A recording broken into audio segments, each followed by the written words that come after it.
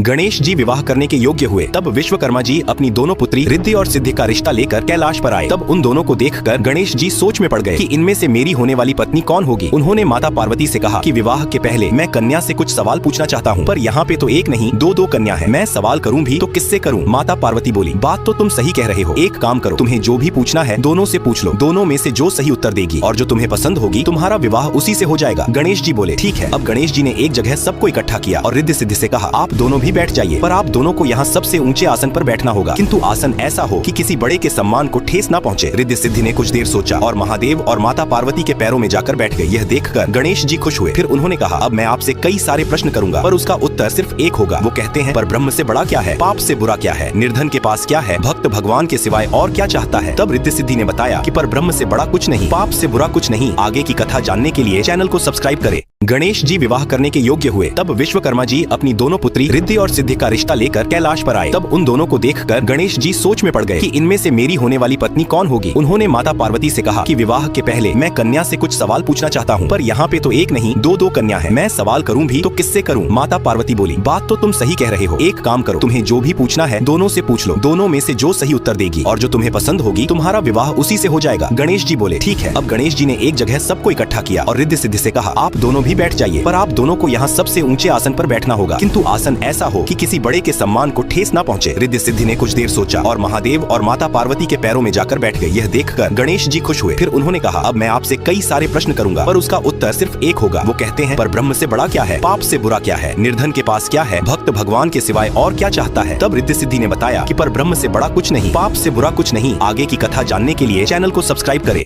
गणेश जी विवाह करने के योग्य हुए तब विश्वकर्मा जी अपनी दोनों पुत्री रिद्धि और सिद्धि का रिश्ता लेकर कैलाश पर आए। तब उन दोनों को देखकर गणेश जी सोच में पड़ गए कि इनमें से मेरी होने वाली पत्नी कौन होगी। उन्होंने माता पार्वती से कहा कि विवाह के पहले मैं कन्या से कुछ सवाल पूछना चाहता हूँ, पर यहाँ पे तो एक नहीं दो कन्या है, मैं सवाल करूँ भी तो किससे करूँ। माता पार्वती बोली, बात तो तुम सही कह रहे हो, एक काम करो, तुम्हें जो भी पूछना है दोनों से पूछ लो, दोनों में से जो सही उत्तर देगी और जो तुम्हें पसंद होगी तुम्हारा विवाह उसी से हो जाएगा। गणेश जी बोले, ठीक है। अब गणेश जी ने एक जगह सबको इकट्ठा किया और रिद्धि सिद्धि से कहा, आप दोनों भी बैठ जाइए, पर आप दोनों को यहाँ सबसे ऊंचे आसन पर बैठना होगा, किंतु आसन ऐसा हो कि किसी बड़े के सम्मान को ठेस न पहुँचे। रिद्धि सिद्धि ने कुछ देर सोचा और महादेव और माता पार्वती के पैरों में जाकर बैठ गए। यह देखकर गणेश जी खुश हुए। फिर उन्होंने कहा, अब मैं आपसे कई सारे प्रश्न करूंगा, पर उसका उत्तर सिर्फ एक होगा। वो कहते हैं, पर ब्रह्म से बड़ा क्या है, पाप से बुरा क्या है, निर्धन के पास क्या है, भक्त भगवान के सिवाय और क्या चाहता है। तब रिद्धि सिद्धि ने बताया कि पर ब्रह्म से बड़ा कुछ नहीं, पाप से बुरा कुछ नहीं। आगे की कथा जानने के लिए चैनल को सब्सक्राइब करें।